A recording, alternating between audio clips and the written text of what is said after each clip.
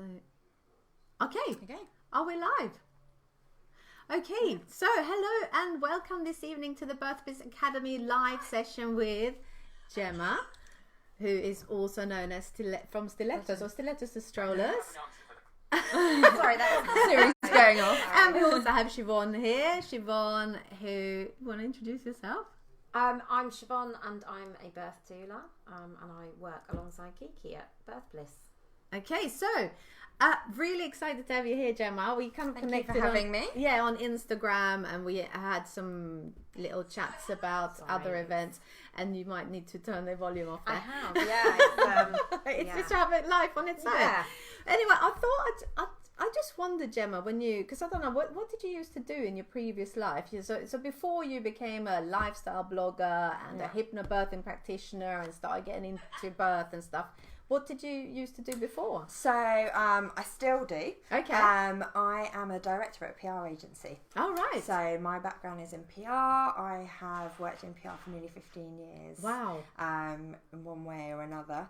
And I'm at a really cool little agency in Farringdon at the moment, obviously on maternity leave. Yes. And just had a baby. Okay, so then at some point you decided to go into the birthing industry and become a hypnobirthing practitioner. Yeah. So after I had my first baby, Emily, 2 years ago, I sort of straight after having her, I had a really nice birth, really lovely, positive birth with her, to the extent that after I had her, next day I was like, I want to do it again. We're going to do that again.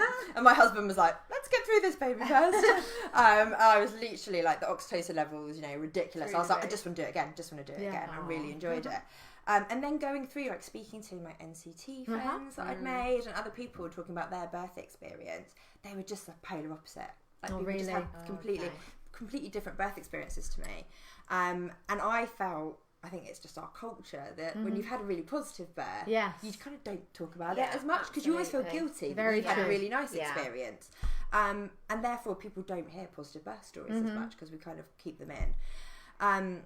But because of that, I basically was like, more people need to know about this hypnobirthing thing. Like I heard of it from a friend of a friend who hadn't had a baby herself, and she was like, oh, there's this woman that I know, she's done hypnobirthing with her 3 kids. Like maybe you should look into that. She was like, she's really similar to you. I think you'll like it. Yeah. And so I was just like, why do more people not know about this? Why is this not more widely spoken about? And decided to go and train to be able to do it. And the other reason I sort of trained to do it was when I was looking for a hypnobirthing teacher, I ended up travelling to the other side of London to go to our course. Okay. I went to a course over in Dulwich. Okay. With Holly Decrees over there, purely because in my area there was no one like me teaching hypnobirthing, and I kind of wanted someone that was like on my wavelength. And they were, I guess, most of the teachers around me at that time were very much your stereotypical what you'd imagine a hypnobirthing teacher to be like. They were older women, and it was more sort of like essential oils and Mother Earth and all of that kind of thing. Really pushing home birth. Yeah, all of that stuff. And I was like, I just want to learn from someone that's like my age and somebody you can relate to. Yeah, exactly. So I thought we need someone like that in our area. So why shouldn't it be me? So you became that person. So who did you do your training with? Catherine Graves. Okay. Yeah. So I went and did. We do an online course. Yeah. And entry level sort of like midwifery. And so you understand, obviously, how your baby gets out and all of that stuff in a lot more detail. And then an intensive course to actually learn and put the training into practice and everything. So it's sort of like, it took me probably about 4 months to do the online course, obviously having a new baby as well at the same time. Yeah. And then sitting the online exam and everything, and then going and doing. But you're off for this service now. So as well as, so you're on maternity leave, you're a director of the PR firm, and then you also do hypnobirthing sessions. So I do PR part time. Yeah. And then I have a hypnobirthing course that I teach in Richmond. Okay. At a really, really beautiful yoga studio. Yeah. That's called Beauty Wellness.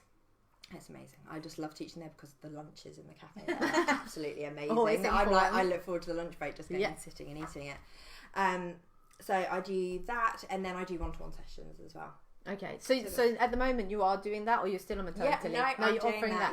Yeah. So I took 2 months off. Yeah. When I had Rory to really like focus on him and dedicate time on him, and I'm back teaching teaching now. Wow. Excellent. So it's quite nice actually, sort of getting in the car and waving the kids goodbye with my husband and going off to go and do something that I'm really passionate about it as well. And actually, it's brilliant when you've just had a baby. Yes, because you really can. I think, you know, even teaching after I'd had Everly, some of it, your mind starts forgetting it, doesn't it? The little details.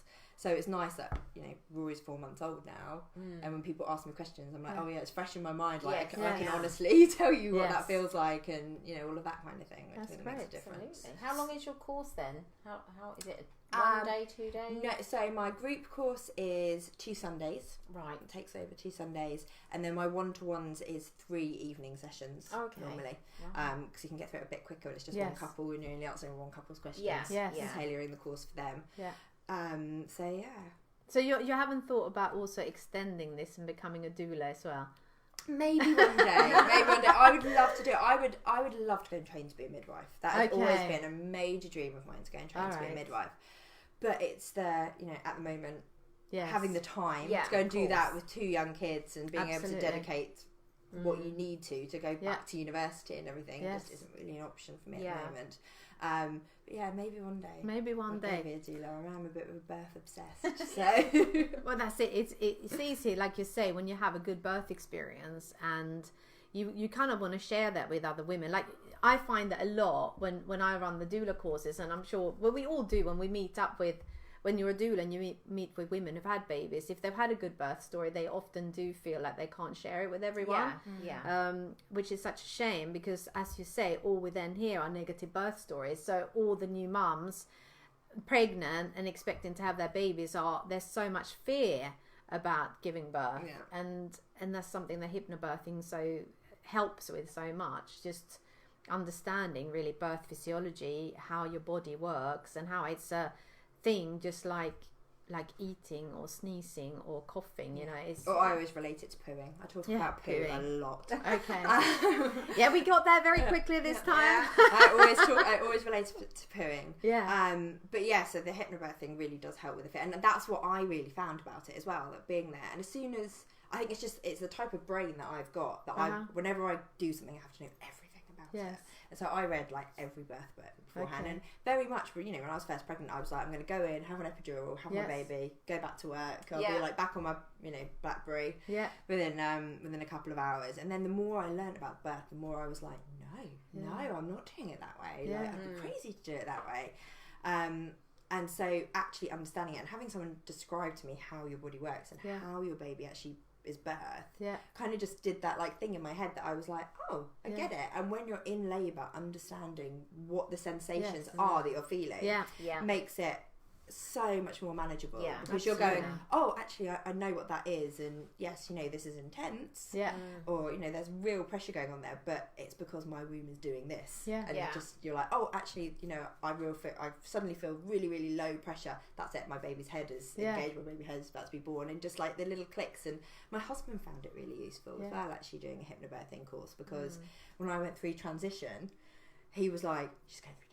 I did the typical, like, I stood up and went, what am I doing? I'm absolutely mental. Get me into hospital. Get an epidural in me now.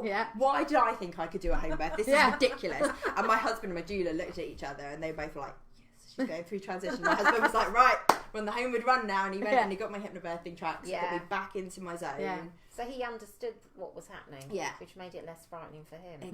Exactly. And that's why I always say to my couples, I'm like, for the birth partner and the dads, it's your fist pump moment that you're like, yes, straight now. She's gone through transition. Brilliant. And actually that brings me up to one of the questions that we had in, and kind of links it to what you're saying, because one of the questions were, what would you say that the top 3 things to remember are when it comes to hypnobirthing and putting it into practice during labour? And this is from someone that's due to have a baby on the 29th of August, so she would like to know, what is your her 4% chance of having her baby on the 29th of August. My top 3 tips for people practicing hypnobirthing. So I think my first tip would be practice. Practice. It's something that the one link it really has with hypnosis, which hypnobirthing is not hypnosis. No. And I have to bang on about that all the time. So unfortunately, I can't hypnotise you that you're not going to feel any pain when you have a baby. That's not what it is. Yes. But the link that it really does have with hypnosis is about creating anchors. So by practicing, getting your partner to read you the script, Yeah. So you learn to relax to the sound of their voice. I always say to people, I'm like, if you practice enough with your partner, on the day he could be reading you the pizza menu, and you will relax because he goes into the soft relaxation voice, and your body, your muscles are just going to go bam, bam, bam. I know that's time to relax. Yeah. The same with starting to use lavender in the bath, on your pillow, training your body that you relax when you feel that smell, the sounds, all of that kind of thing. The more you practice, the easier it is to go into that state of relaxation. Yeah, so it goes into that sort of learnt behaviour, Yeah, doesn't it? exactly. It's always, it's about being able to turn off your neocortex. Yes. And the more that you practice turning off that thinking part of your brain, the easier and quicker you can do it. That's one of my first piece of advice. Second piece of advice is don't start doing it too early. I think people fall into a pitfall that they go into labour and they're sort of in the latent stage, early stage of labour, and they're like, right, get the candles going, get the fairy lights up, get the hypnobirthing track. Absolutely. And it's like, no. Yeah. It's the same as if you're having a water birth. You don't want to get in until you really need to get in. It's a form of pain relief for you, and it's to help you get through it when things start getting tough. So you don't want to, for me, I started using the breathing later on in the first stage. And when you get to there, you have to hold on to the side and breathe through it. Yeah. But up until then, as you guys both know, we want to be active, we want to be moving around as much as possible. The time I guess I did start using it a little bit earlier was to go and have a rest, especially during my first labour. Yeah. Go and have a lie down and try and reserve that energy a little bit and listening to a nice relaxation track. Yeah. But then afterwards, waking up, getting back moving. Yeah, absolutely. To keep things going. Third piece of advice is probably it's not necessarily using hypnobirthing during birth, but having visual cues. Okay. So during your hypnobirthing course or the books that you're reading, there will be different visualizations that they mention. I always find that whatever you practice is not what you're going to use during labour at all. The one that you practice, and a totally random one will pop into your head when you're in labour. But having little visual cues around your birthing space is a really good one for you. I always say to people, the main room that you're going to be in, put your pictures of your wedding up, put your honeymoon pictures up. So when you come back up after having a surge, the first thing that you look at is a really happy memory for you. Yeah. Yes. And you're boosting your oxytocin levels and you're looking going, oh yeah, that beach was amazing. Yeah. Or what I really found good was, looking at our honeymoon pictures and being like, do you know what, I can't wait to take the baby there. Yeah. And it's like, that's why I'm doing this so that this baby's going to be in my arms. I'm going to take that baby to that beach. Yeah. And just having that real visual key for you, I think is a really important one. That's some really, really good suggestions there. So I hope that's helping. I can't remember the name of the person that asked that, but hopefully she's here or can watch the answer back. The other thing that we had in was, because we started off and you were talking about the hypnobirthing teachers that you felt they were really going on about home births, and you felt that you didn't want to be forced into doing something you did want to do, but then you ended up having a home birth. So the question was, why did you decide to have a home birth with both of your children? Both of my children. I was tempted not to second time around. Okay. Purely because I'm a hypnobirthing teacher and I wanted to experience what it'd be like to have a baby on a labour ward. Right. I was like, I teach people about it. I feel like I should do it. And my husband literally rolled his eyes at me and he was like, do you really want to take that chance? He was like, why would you do that? Why would you do that when it's not the best option for you? And I was like, yeah, okay, I guess. He was like, that's taking, your passion for your job a little bit too far, I think. So why did I do it first time around? It was through, so my doula that I had was also my yoga teacher. Okay. And who was your doula? Her name's Natalie Meddings. Okay. And she runs a website called Tell Me a Good Birth Story. Yes, we know her. We know Natalie, Natalie, my saviour. Yeah. So she was my yoga teacher and we did day birth preparation course with her as well, and she mentioned about home birth and stuff, and we kind of, typical people looked at each other and were like, yeah, we're not doing that. No. Kind of thing. And then we went on our hypnobirthing course and she mentioned home birth again to us, and we were like, there's quite a few people banging on about this home birth thing. Maybe we should look into it. And I went home and, being the geek that I am, did all the research, looked at all the stats, looked at the benefits and the risks of doing it, and thought, actually, do you know what, for me, the benefits that I'm going to get from having a home birth totally outweighs the risk for me. And I was like, and the risk is so minuscule as well. And I went into it very much thinking, 45% of women manage to get home birth, 55% transfer in hospital. I've got a 50-50 chance basically of having a home birth. So I might as well give it a go. And if I don't do it, you know, I don't do it. It's not the end of the world. If I end up deciding it's too much and I want to go and have an epidural, then I can. Yeah. And I'm fortunate enough as well that our hospital's like 15 minutes down the road. Right. You know, all of that kind of thing. Yeah. And it was really as well the one-to-one care from midwives. Yes, which people don't think about. Yeah, absolutely. It's such a no-brainer. Yeah. It's like, so I can be in a hospital and I can be like one of 6 women that they're looking after, and they're going to be coming in and out, and I'm going to be someone that's not familiar to me, or I can be in my own home and I can have 2 midwives with me looking after me. And I guess the thing is with the risk as well, the way that I looked at it, I was like, well, if anything goes wrong, they're going to notice it so much earlier than a midwife that's been coming in and out, because as soon as something changes, they're going to go, right, something's changed, and they're going to be on it. Both of mine came so quickly that wasn't actually the case for me. The second midwife arrived after the birth both times. Okay. Because when they come, they come. Exactly. But yeah, so that was the main reason. That was the main reason for me, and I viewed it very much as keeping my options open. Yes. Because it's like, you know, I can say I'm going to have a home birth and decide to go into hospital at any That's point. what I always say to clients. It's actually giving you more options by choosing a home birth, because if you do change your mind, you just go in. Yeah. However, if You you're can't at do it the opposite way. home, You can't be labouring happily at home and go, actually, I'm not going to go in. Yeah, exactly. Yeah. But it's also so much statistics, and actually this is what we try, like doulas, hypnobirthing teachers, anyone talking about birth really should be referring to statistics and research. And there's a massive study that was done. It's called the BirthBliss study. I'm sure you know about this, in 2013. And actually some of the statistics that come out of there, and I'm just looking down because I want to get them right, but the overall normal birth rate for all mothers, and these were all low risk or women that were completely healthy through their pregnancy, at the start of labour, when they went into a planned birth at an obstetric unit, only 58% had a normal birth. So that's kind of, they were all the same, these women. They were healthy, they were well. If they went to an obstetric unit, only 58% chance of having a normal natural birth. If so you had no intervention. No, exactly. No intervention at all. Exactly. Natural, Whilst if you had a planned birth at home, 88%. So that is just massive. Huge, and these are all the same women. All they're doing is choosing different places to go to have the baby. Well, you had, if you went to a birth centre that was attached to a hospital, it was 76%. And if you had a standalone birth centre, which we have in London, there's one, Edgware Birth Centre. I don't know, they're closed a few of them down. Quite a lot of them. There used to be one in Wimbledon as well. Exactly. So, so in that case, it was 83%. So actually, it seems that the more support you get from midwives who are in charge of your birth, the more likely you are to have a normal birth. But it's being surrounded by people that trust the process and trust your body. Exactly. And like you say, you can change your mind. You can go into, you can start at home and then you can go in if you change your mind. You can't really go home from the hospital if you think, oh no, what am I doing here? All these things that I didn't want are happening.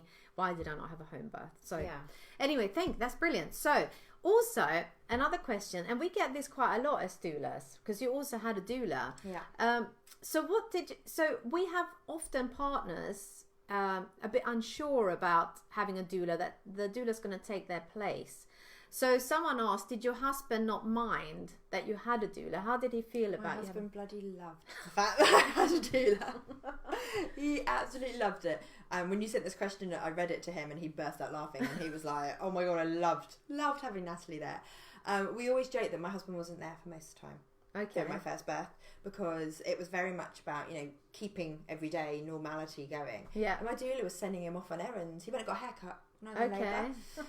Good doula trick. You know, there's not that many people that say, oh yeah, my wife was in labour and I went off and had a haircut on the road. He went to the supermarket, you know, was in charge of making us. His main role was the birth pool. He was in charge of the birth pool. That was his role. And once we decided that we were having a home birth, it was almost something that reassured him as well, because he was a bit like, you know, when do I know when to call the midwives? What the midwives are late getting here? All of that kind of thing. And I think in another situation, I was debating having my mum with me. But we didn't tell my parents we were having a home birth, because we knew that we'd get a negative reaction from them. So without having her there, I kind of felt like I did need that kind of like older woman that had experienced birth. Yeah. It's basically just someone to reasure you and be Yes. like, this is normal, this Yes. is fine, what you're Yeah. doing is fine. And Yeah. especially having her second time around, because we did, when I was pregnant second time, I was like, I want Natalie to be there. My husband was like, do we need her? And Yeah. she said, I can be phone support for you. Yeah. I almost saw her as my good luck charm. So I Yes. was a bit like, I kind of want you there because it went smoothly last time, so you're my good luck charm, I want you there. And also, like, she just, even doing the job that I do in hypnobirthing, just having someone go, it's fine, it's fine. And like a couple of times she was just like, Gemma, relax, like your baby's doing an amazing job, he knows what he's doing, just let him get on and do it. And having someone to just say that to you makes so much. And my husband wouldn't have known to say that at all. And my husband is, I'm stereotyping here, which I'll get told off for, but he's very Australian. Okay. He's very laddie Australian. I knew that he would be like, come on, you do a good job. Yeah. Loads of women have done this before. You'll be fine. You'll be fine. Like, oh, Jem, stop making such fuss. I'm like, that's not what I want. No, I want I don't think like, any woman wants that. Rubbing my back and telling me that I'm amazing rather than being a sports coach. Yes. So yeah, and it's just like doulas, all the little tricks that they know is just phenomenal. And just like tiny little things, like handing it, especially like second time around. We both knew it all, but Natalie walked in, first thing she did was put lavender on a hanky and put it under my nose. Yeah. Right, yeah. And like really simple things like that I wasn't in a position that I could ask my husband to do it. He wouldn't have known to necessarily do it. Or where to put pressure on your back. All of those like tiny little little tricks. Or when I've heard so many stories of, the baby's not in quite the right position and the doula like literally can move the mum and it goes click, click, click. And it happens. Just because you guys have been there and you've seen it all so many times that you're like, I know what's happening here. Yeah. And it just makes such a difference. Yeah, and I'm really glad your husband felt that because that's what we are there for both. Yeah, we're kind of like their wingman. Yes. And I think that's the thing as well, that your doula can take on whatever role you need them to. Yes.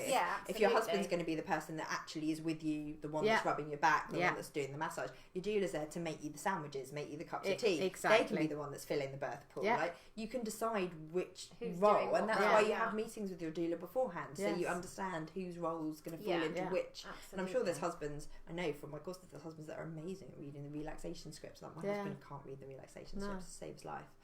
But he's very good at doing other things. Exactly. So he was practical and he got the pool done and all of that kind of thing, and that was his job. Yeah, and that is often what men feel like they need to do, like practical things. They like getting things to do. So that's the other benefit of a home birth as well. That there's stuff that he can be doing. Whereas, if you're on an obstetrics ward, he's going to just sat there going, I'm hungry. Like, I'll go and get us a cup of tea. And you're a bit like, well, don't you mean the room by myself? Yes, exactly. There's all those things that actually couples don't think about, because often what from experience is that they think you get to hospital and then you're going to have the midwife there to look after you, which of course they do, but like we were saying earlier, they also have to look after more than one woman. So they're not really going to be with you in the room until you're in labour or you're nearly going to have the baby. Or sometimes when you have a doula there, they're quite happy. It frees them up as well. Not that we replace the midwife in any way, but it's kind of, we can free the midwife up to help all the other women that don't have a doula. And the other thing I really found beneficial was having a doula was I knew my birth preferences and what I wanted. And I knew that things like, not wanting too many people in the room and all of that kind of thing, that I didn't want to have to think about. I wanted to be in my birthing zone and not think about it. And unfortunately, I probably shouldn't say this about Ross, but I didn't have complete faith that he would, in that situation, say I had to transfer to hospital.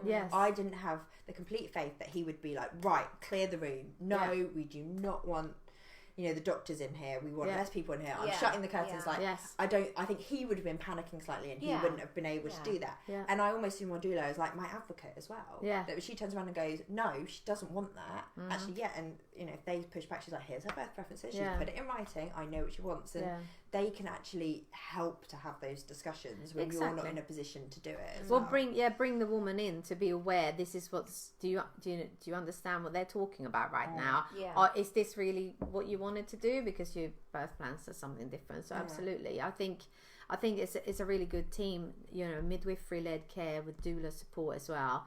I definitely and you're kind of proof of that. Home birth.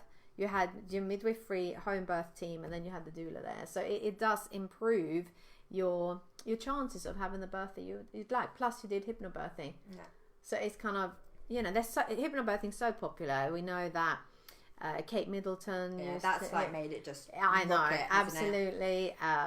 There's the body coach Joe Wicks. Yeah, he just had a baby at Kingston, which is exactly your local. Yeah, and he still raves on about how brilliant the hypnobirthing was, and so it's really, and so many more midwives are buying into hypnobirthing as well, which I think makes a real difference. I have so many couples say to me like, "Oh, but the midwife's just going to like roll their eyes at me when I say doing hypnobirthing." I'm like, no, all the midwives I know, they say when a couple says they're doing hypnobirthing, they're like, yes, like we know that this is going to be.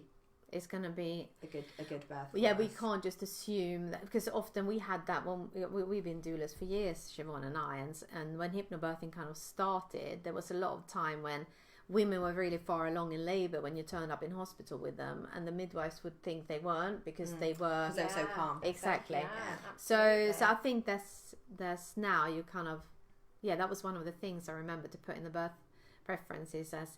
We're doing hypnobirthing, so we might. Yeah, and I always say to my couples, I'm like, when you phone the midwives, they will ask to speak to the woman, obviously, because they want to listen to the noises. But you need to say to them, "We're doing hypnobirthing," so that they know she might not be making all of the sounds that another woman that progressed would necessarily be making. And like part of the reason my second midwife was so late on my first one was apparently I was just so calm that even my doula was like, "She can't be that. No, you know, she's fine." And I literally turned to them and went, "I'm pushing now," and they were like, "Oh." Get the midwife here quickly. And they were like, just hold the baby in until the midwife's here. Yeah. Oh yeah, poor you having to do that.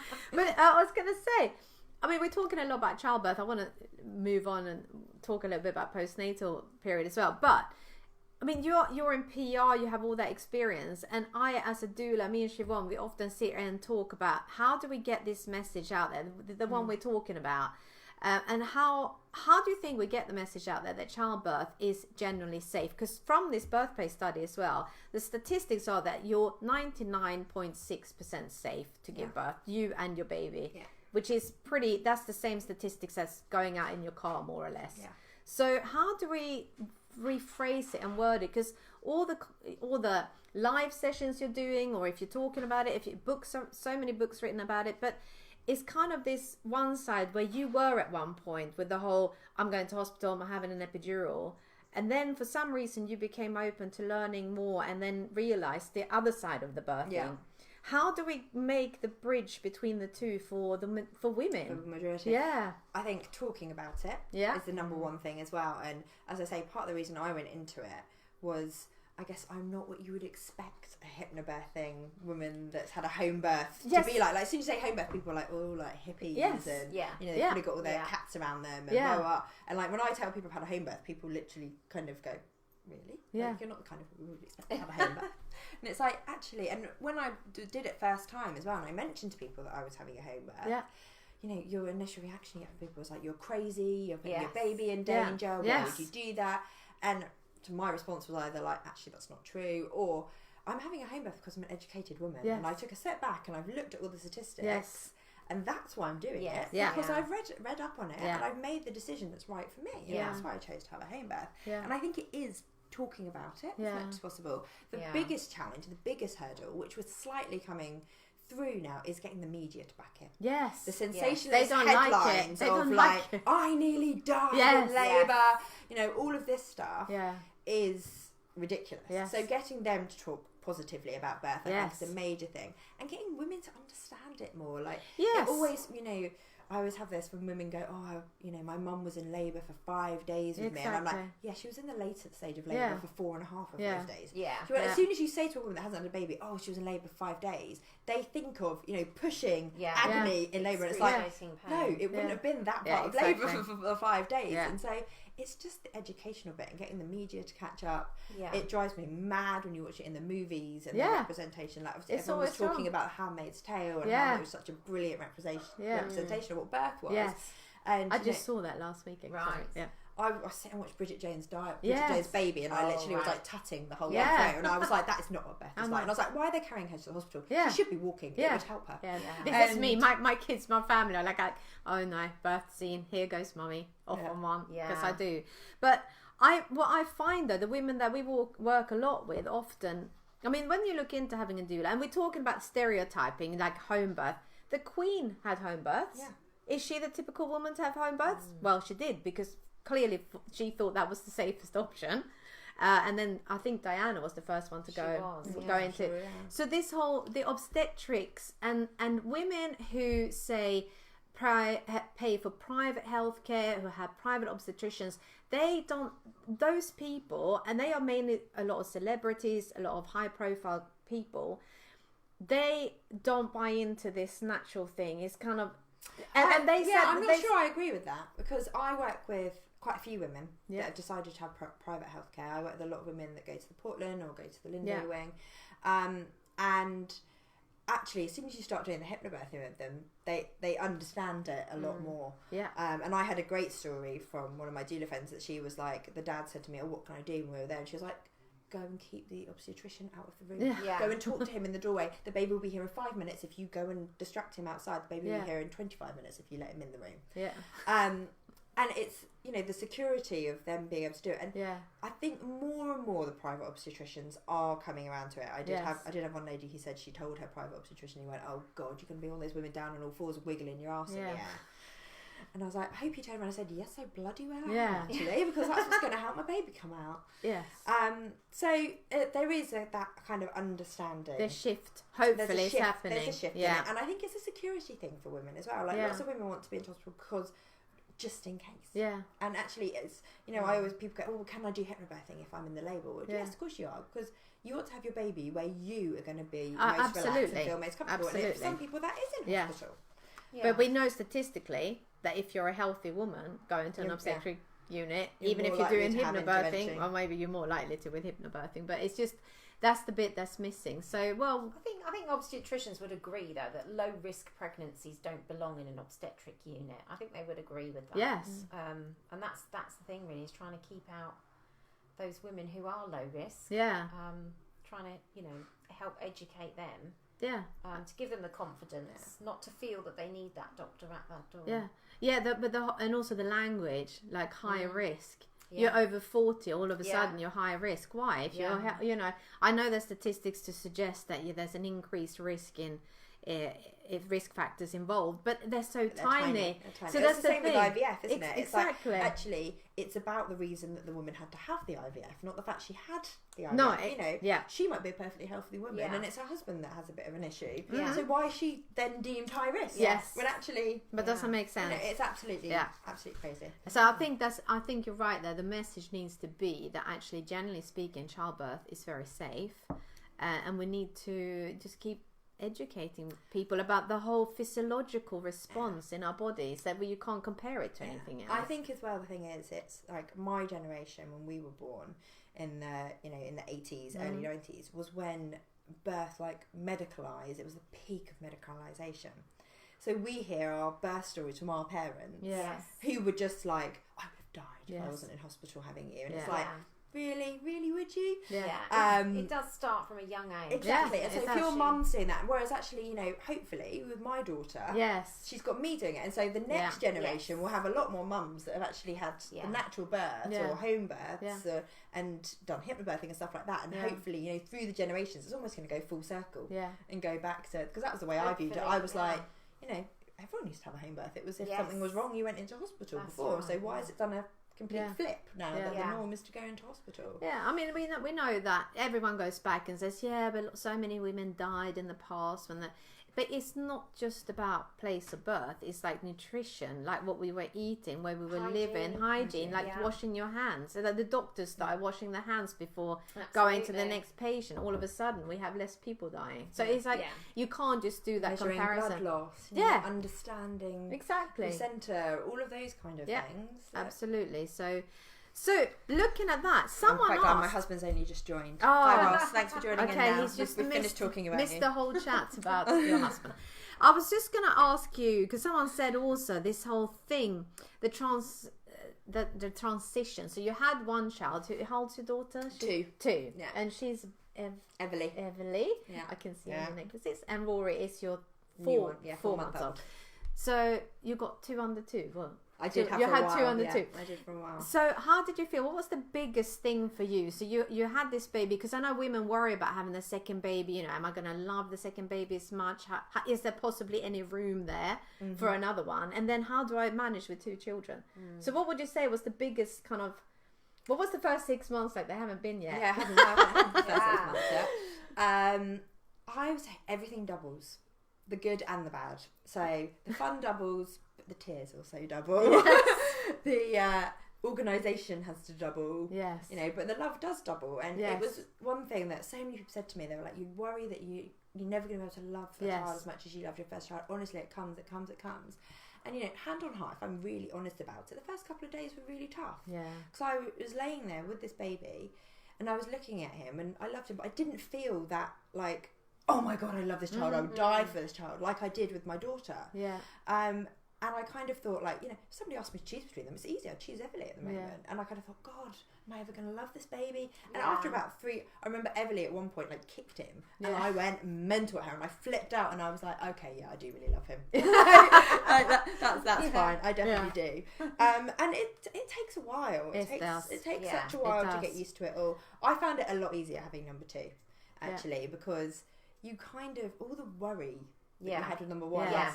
A few of my friends have had number 2 recently as well, and we kind of, you know, laughed to ourselves. We're like, it used to take us 45 minutes to get out of the house when we only had 1. Yeah. I can now do it in 20 minutes with 2. Absolutely. But I used to have to take like 5 changes of clothes and blah, blah, blah, make sure the baby is fed, all of that. Now I'm like, as long as I've got my wallet and a nappy, it's all right. Yeah. Like, I'll survive. I can buy snacks to bribe her. Yeah. I can, you know, if I need to go and buy a change of clothes because he's pooed all over it, it'll be fine at the end of the day. So, yeah, I think cutting yourself some slack is a big thing when you've got 2. Just going, and it's hard. I'm a bit of an OCD person, which my husband would first, and I like everything to be very neat and perfect. And I've just had to accept that, like, my house is going to be a mess. Yes. At the moment, I've got 2 kids that are young, and there's going to be toys everywhere. There's going to be washing folded up that I haven't had time to put away. Absolutely. But you've got to just kind of think, actually, what's important to me is, you know, being there and looking after my kids. So what if my house looks like an absolute mess? Yeah, and it's right now. It's for a short period of time. Your Rory and your children, they're not going to be that age forever. Only now. So all those things will come later. And I think that's something I really wished I'd thought more about when I had, well, both of my children. But I just remember the first 6 months. I mean, it was just kind of a blur. And the older child, I mean, Lucy was 23 months when I had Cecilia. So they were, exactly. So, and you do get the younger one just has to fit in. Yes. Like, if I remember Lucy coming with her potty, she was potty training when I was sitting breastfeeding. Yeah, and she's like, Mummy, I was like, okay, this baby has to come off, and I need to deal with this, whatever's in this potty, because it could just as quickly be tipped over. Yeah. So I guess that's the other thing. It seems so, your first child seems so precious. You know, you have to do everything for them all the time. And the second one just becomes, well, you have to wait for a minute. Yes. You have to deal with the older one all the time. Your perfect, precious first one would never sit there in a pooey nappy for 20 No, minutes. the second one is like, you can sit in it. Exactly. It's okay, be fine for a minute. As long as it doesn't get too full and it starts leaking. And Rory's always leak, he's ridiculous. Yeah. But the best piece of advice somebody actually gave to me on Instagram, somebody said to me, the one piece of advice I'd give you is, if they're both crying, you go to the toddler first. Yeah. Because your natural instinct as a mother wants to go to your crying baby. Yeah. But actually, if your baby's crying, it's a basic need. They're hungry, they're overstimulated, tired, they're wet. Whereas if your toddler's crying, it's an emotional need probably, that they've hurt themselves or they're upset about something. So actually, go to the toddler first, calm them down, and then go and pick the baby up. Other thing I couldn't live without was dummies. And before I was a mum, I was like so anti-dummies. Typical, like, you know, your children are perfect before you have them. Yes, of course. But with number 2, I'm just like, I've just got to plug in while I deal with this situation. Yeah, but we all have that, like, no dummy, no TV, only like one program, and then you have your second child, and you're I just need a couple of minutes just to watch Teletubbies. It was fun. That's it. Then get dummies and get an iPad. Exactly. Well, we didn't have those. There was no iPads. No iPads the for our times, kids. especially those first couple of weeks, Emily would get up and get into bed with me, and I'd like plonk the iPad in front of her. While, you know, I'd doze for a little bit or feed the baby or something like that. She probably watched more TV in that first 2 weeks than she had the rest of her life. But because often the older child becomes a little bit more little again, you know, so they start, if they're out of nappies, all of a sudden they start wanting to have a nappy. They want to do everything that the baby's doing, you know, they might want to, you know, breastfeed, even if they haven't breastfed for a long time. They might want to eat, when the baby starts eating, they want to eat whatever the baby, exactly. Food, and it's just kind of going with that, because they get pretty bored in the end and they want to be involved. But I remember Lucy put in a blanket, so Cecilia was in this chair and she put a blanket over her, and when our baby's gone, like, I don't know, someone else told me their toddler hid the baby under a rug. You know, it's like so it's this kind of thing. I was here now. When they're that young though, it's quite easy to understand, because they just with my son until I think it was probably about 6 or 7 weeks in. She turned around and said to me, "When's he going back?" Yeah. He's not. Yeah. So we've been quite lucky that we didn't have any of that from her. But she did play. She did play up for us a lot. So when he was first born, she refused to sit in her high chair. The only way she would eat is if she was on my lap to eat. She refused to put her coat on. Absolutely refused to put her coat on. And this is in April when it was pouring down with rain outside.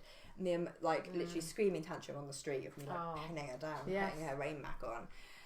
Anything that basically got our attention, because she knew if she was playing up, both my husband and I would ignore the baby that was sitting there happily and suddenly both turned in. It was any attention is good attention. So even if we were shouting at her because she was being naughty, exactly, it's still getting the attention from us. Exactly, that's absolutely the case. So that's just for those of you that are expecting second babies or have just had your second baby.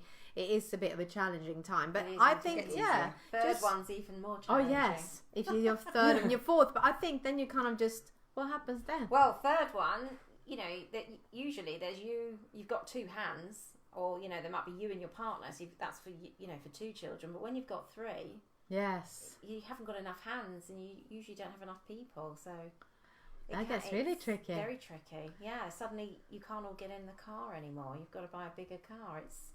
You can't book that holiday anymore because you can't have 5 people in a room. So you're saying only have 2? Yeah, just stick with that. Don't say that. I'm pushing for number 3. All right, bigger car.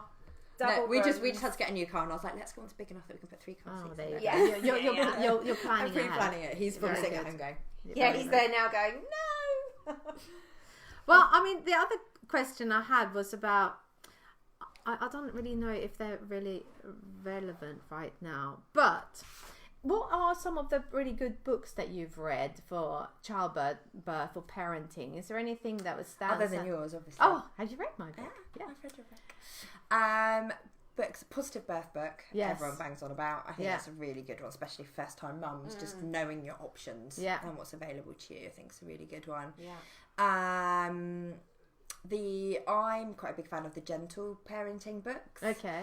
So I'm currently reading the Gentle Potty Training book at the moment. Well, who wrote those? Is it Sarah? Yeah. So I'm kind of reading that. Mm-hmm. When it comes to parenting, most of my parenting comes from Google rather than reading books. Or speaking to my friends and stuff on tips and advice.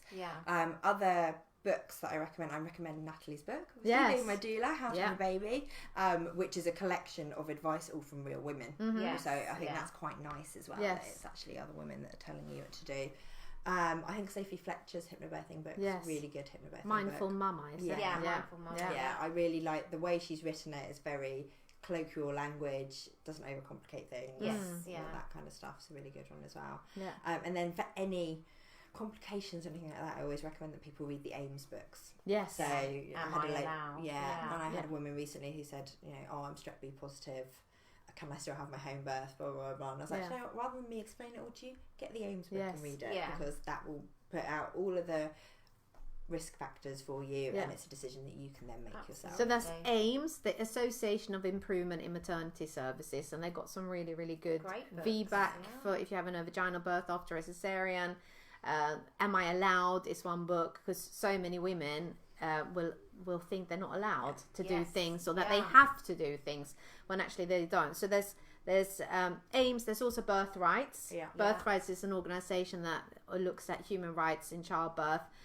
Really good charity to go to if you need any help with that. And Sarah Wickham has written some. Yeah. Oh yeah, Sarah Wickham has a really good website, which I'm good evidence-based. Information. Yeah, and that's also a website, evidence-based childbirth, which is not Sarah Wickham. No, it's that's another American. thing. So it's sometimes a little bit skewed. Yeah, it might. Yeah, it has some good stuff on in induction. Everything's linked back to research, and I think that's so good. Absolutely, so you can make your own decisions. Exactly, because that is at the end of the day, each person has to decide what they think is a risk worth taking, or what they feel the chances are of something happening or not happening. We all view risk differently. Exactly. Some people bungee jump, some people don't. Yes. Everyone's got a different view. Exactly. What's it's about having a personalised care plan, really, isn't it, for whatever your circumstances are, and making sure that you've got all your options. Yeah, absolutely. So have you had any questions come in? Have you seen anything come in on Instagram? Because I don't know if you're viewing it, and I don't know why this is coming out sideways. Has this been like this all the time, Lucy? Yes. Oh my goodness, you're joking. Why is that? Don't know. Okay, sorry, I'm just talking to my producer. I've just so everyone's gonna have a sore neck. Yes. I'm just looking about. There's no questions coming on here.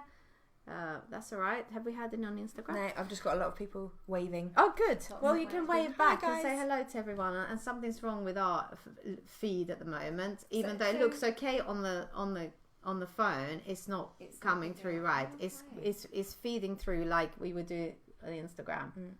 Right. So I don't know what's happened there. Really sorry about that.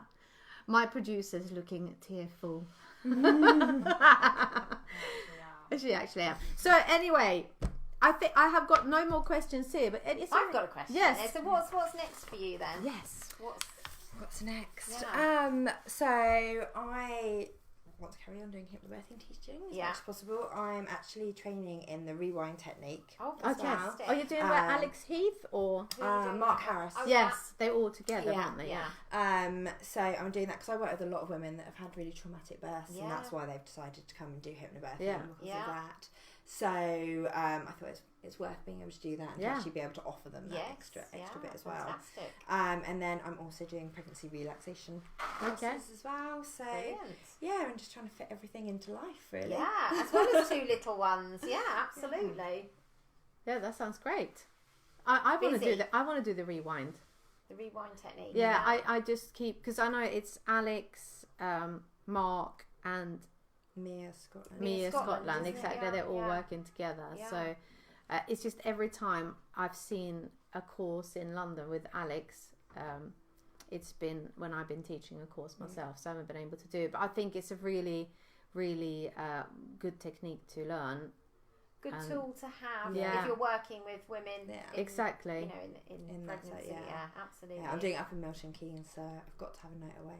All right, so that's what the plan is. That was why I picked Milton Keynes. Okay, excellent. So I don't know. Should we? Is it too late to do anything about this? I mean, we've literally been through the whole course. We'll have to work out what's gone wrong. We have it on Instagram as well, though, so maybe we'll have to transfer it across. But if no one's got any questions coming in, then I don't know. We can keep on talking about other things. Keep talking about birth and parenting and anything we haven't covered that they've said we were going to talk about. I said birth, parenting. We didn't really talk much about breastfeeding. Yeah. Oh, actually, it's my bag down there. I bought something. Is that your bag? Yeah. Let's have a look. I thought because I always get asked people what are my top tips for pregnant women. Okay. And there's obviously been a lot about breastfeeding recently and things like that as well. And one of the midwives told me about this. Really, you can see them on the camera. They are silver nipple cuffs. Oh yes, they are amazing. And people always think they're solid silver. They're a bit dirty. I probably should clean them. No, but this is what they look like. Okay. And you place them over your nipples. And so first time around, my nipples were literally ripped to shreds by the time I started using them. And a midwife had said to me, like, "Oh, have you used this silver nipple cup?" She was like, "I've got daughters. As soon as they get pregnant, it's the first thing I'm going to buy them." Within 5 hours of putting them on, it was better. So you put them on afterwards, and are they similar to the wet wound healing? So they kind of silver has healing. The silver has healing properties. Your breast milk has healing properties as well. So they're sitting there basically in a puddle of your breast milk as well. Absolutely amazing. This time around, I started using them straight away and had no issues at all. As always, whenever anyone says to me, "I've got a friend that's expecting, what should I buy them?" I'm always like, "Buy them these. They are the best thing in the entire world." So that's always a big piece of advice, I think, for pregnant women. Absolutely. That and invest in your birth as well. Yes, like learn about birth, decide what you want. Don't just kind of go into it with your eyes closed.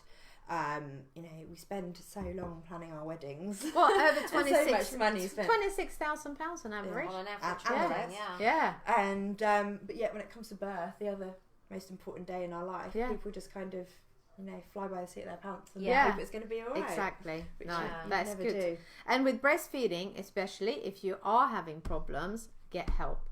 Lactation consultants are worth their weight in gold. And make sure there are hopefully IBCLC, so International Board of Certified Lactation Consultants, because there's some lactation consultants, you can call yourself that when you're not actually an IBCLC. So make sure you get one that's really good qualified.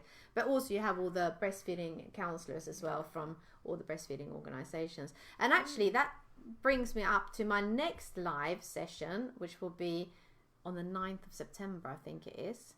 With Maddie McMahon, who is a doula course provider as well as a breastfeeding counsellor with the ABM. I think she's the chair of the ABM. That's the Association of Breastfeeding Mothers. So we will probably be doing some experiments and some demonstrations and we're talking a lot about breastfeeding on that session. But I think we are going to sign off. Obviously you can come back and watch these videos later. You got them on Instagram. But a very, very big thank you to Jemma for coming over here today. It was really interesting chatting to you. Thank you very much, Siobhan, for joining us this evening. And thank you to Lucy, my producer. And we will see you next time we're live. So good night from us. Bye. Bye.